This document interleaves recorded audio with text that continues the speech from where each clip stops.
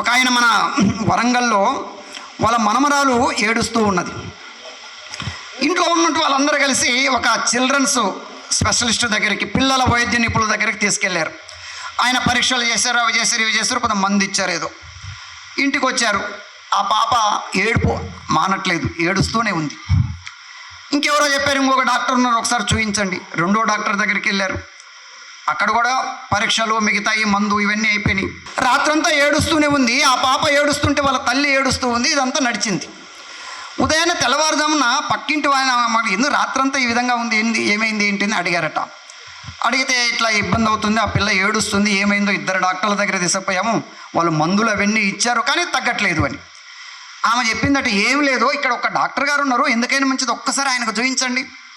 పిల్లని తీసుకెళ్లారు, ఆ పాపను. ఆ డాక్టర్ గారు ఆ పాపను చూశారు. చూసి, ఏం లేదమ్మా, ఈమెకు చెవిపోటు ఉంది, అందుకు ఏడుస్తుంది అని 2 చుక్కలు చెవిలో మందు వేశారు. ఆ పాప ఏడుపు మానింది. ఇప్పుడు ఎవరు మంచి డాక్టరు? రోగం ఏముంది అని సరిగ్గా నిర్ధారణ ఎవరు చేయగలుగుతారో వాళ్ళను మంచి డాక్టరు అంటారు. మందు అందరూ ఇవ్వగలుగుతారు కానీ రోగం ఏందో సరిగ్గా నిర్ధారణ, డయాగ్నోసిస్, అందుకే టెస్టులు అంటుంటారు కదా, ఇది సరిగ్గా చేయగలగాలి, వాళ్ళు మంచి డాక్టర్.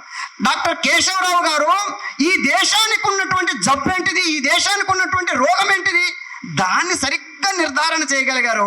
ఆ నిర్ధారణ ఏంటంటే, ఈ దేశానికి ఉన్న ఏకైక రోగం ఏంటంటే ఈ దేశం మీద భక్తి తగ్గడము, ఈ దేశం మీద శ్రద్ధ తగ్గడము, ఈ దేశాన్ని రక్షించుకోవాలనేటువంటి ఆ ఆలోచన, ఆ ఆవేదన తగ్గడము, ఆ సంవేదన తగ్గడము, ఇదే ఈ దేశానికి ఉన్నటువంటి రోగము.